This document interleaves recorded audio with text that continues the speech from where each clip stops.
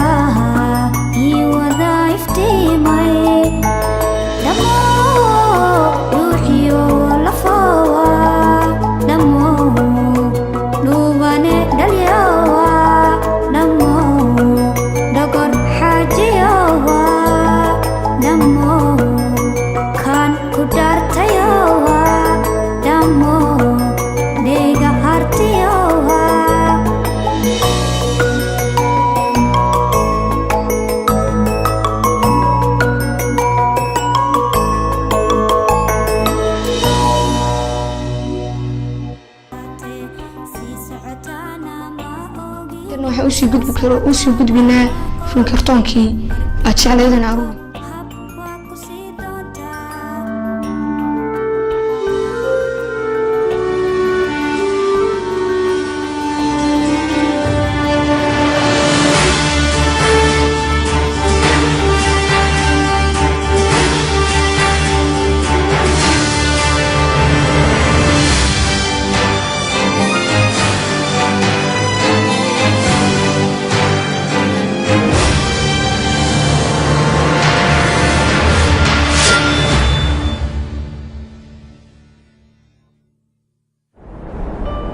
لكل حكاية بداية، وقصتنا تبدأ هنا عام 1148.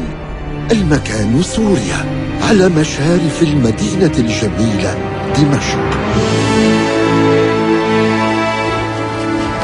كان زمن صراعات فيه الخطر يحوم في كل مكان. يحكي الناس عن فارس عظيم سيأتي يوما. لن تمسك بي أبدا. مرحبا يا عمر. طارق، اهرب أيها الشبان. مرحبا يا عمر. صلاح الدين، اهرب من سيفي. أين كنا؟ أجل، فارس عظيم سيأتي يوما. طري ولذيذ خبز هذا الصباح. أفسح الطريق.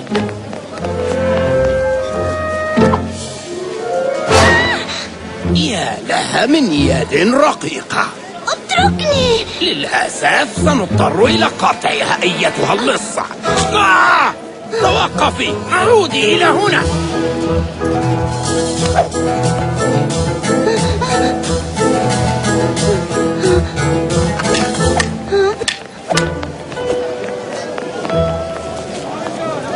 هل أنت بخير؟ أجل، دعني وشأني. إذا لماذا تختبئين في القمامة؟ ماذا تفعل يا صلاح الدين؟ نحن لا نعرف من هذا. طارق، كن لطيفا. آسف، لا تغضبي. أنت لقد وجدتك. هيا. ألا تسمعني أبدا؟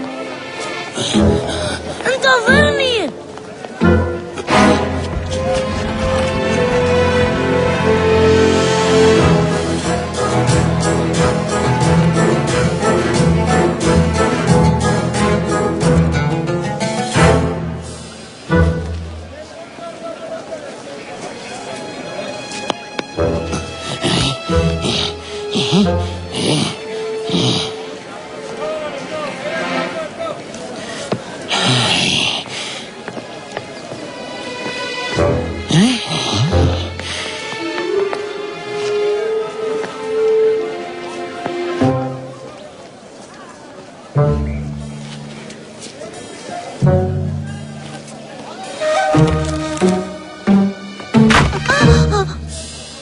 لقد رأيتكما.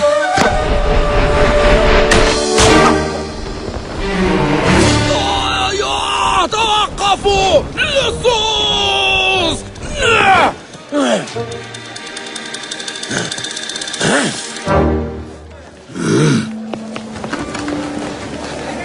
هل قال لصوص؟ لصوص؟ لم أسمعه بوضوح. بالمناسبة أنا أنيسة. خبزا؟ أنت سرقت هذا الخبز منه؟ ليست سرقة، بل هي اقتراض للأبد. سلام إذن يا صلاح الدين، وبعد هذا ابتعد عن طريقي.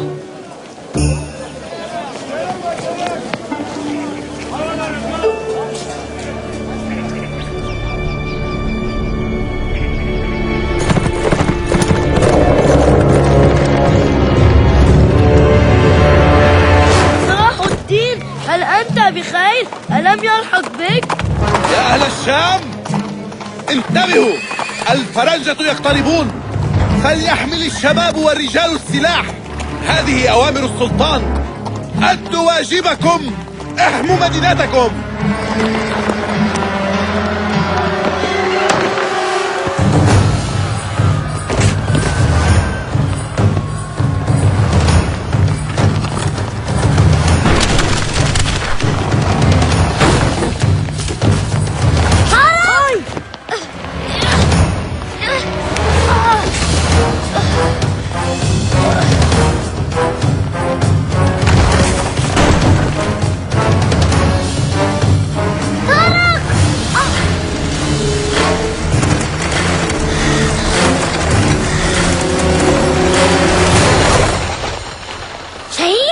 هل أنت بخير يا أخي؟ لما لم تنتبه؟ أنا بخير، لم أعد صغيرا. لتعد إلى البيت فورا. أنت أيضا يا طارق، سنوصلك في طريقنا. شاهين، هذا صحيح؟ الفرنجة قادمون؟ كلا، بل سبق أن وصلوا.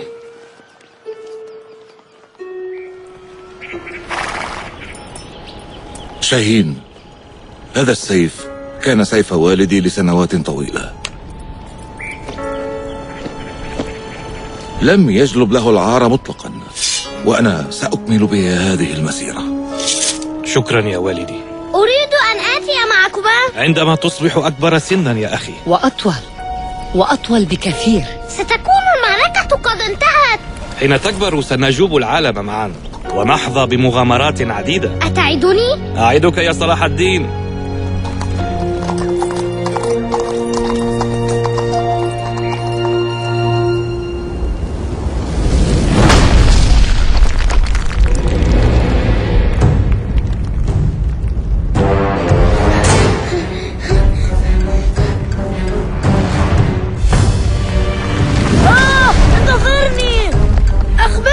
لماذا نفعل ذلك؟ أريد أن أرى المعركة. لا أريد أن أموت. نحن لن نموت، أو ربما هيا.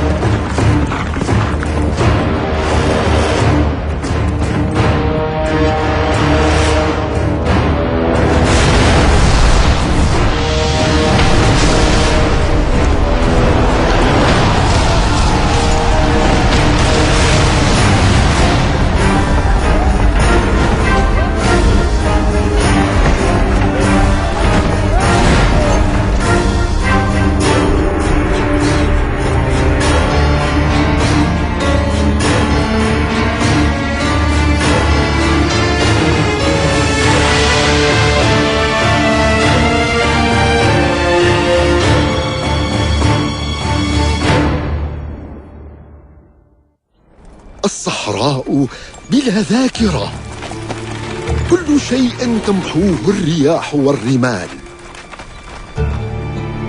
كأمواج تتكسر على الصخور. سقط الفرنجة عند أسوار المدينة، وفي اليوم العاشر نفد مخزون المياه، وبدأ الناس يشربون من برك في الطرقات. لكن الله كان معنا وسيوفنا كانت حادة.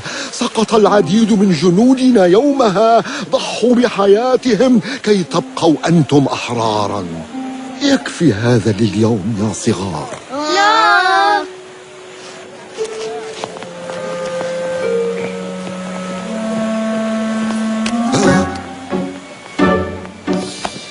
حيلة ماكرة يا صغير، والآن عد إلى البيت قبل أن أشكوك لأبيك. فتى مشاكس. شكرا يا صلاح الدين.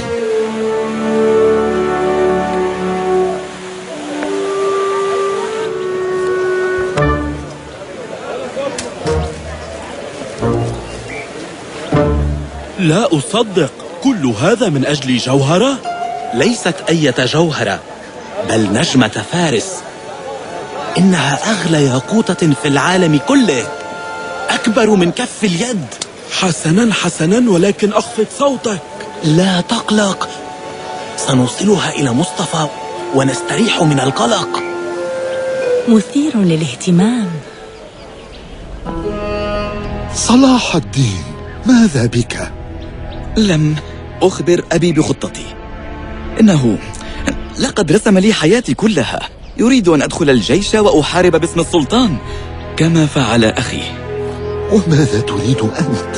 أريد أن أرى العالم خارج هذه الأسوار.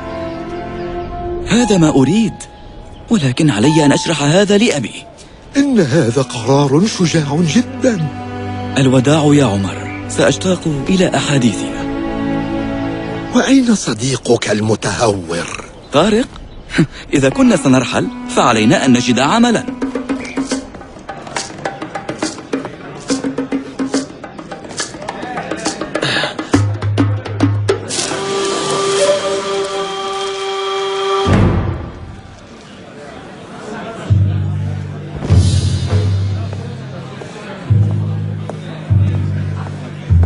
هل أنت مصطفى؟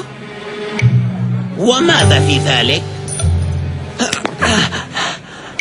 أنا اسمي طارق. سمعت سمعت أنك تبحث عن من يرافق قافلتك إلى مصر. نبحث عن رجال لا عن أطفال.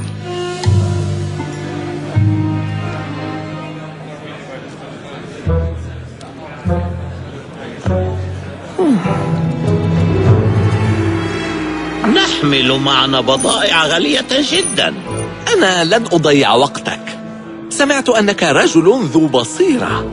البصيرة هي أن ترى قيمة ما أعرضه. أفضل من يحمل السلاح في 3 مدن.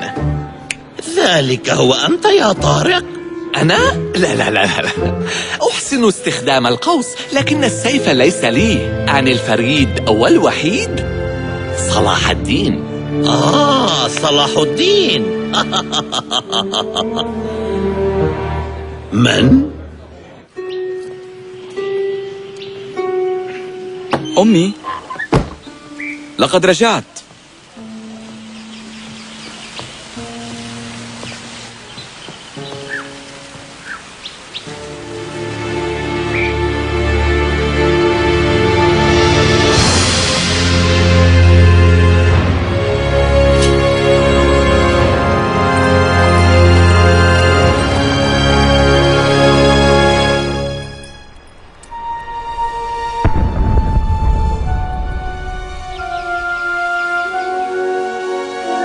صلاح الدين، أبي؟ هل أعدت التفكير في العمل مع ذلك؟ haddana waxaan soo gaarnay guntii gabagabadii barnaamijka waana TV-gii midnimo.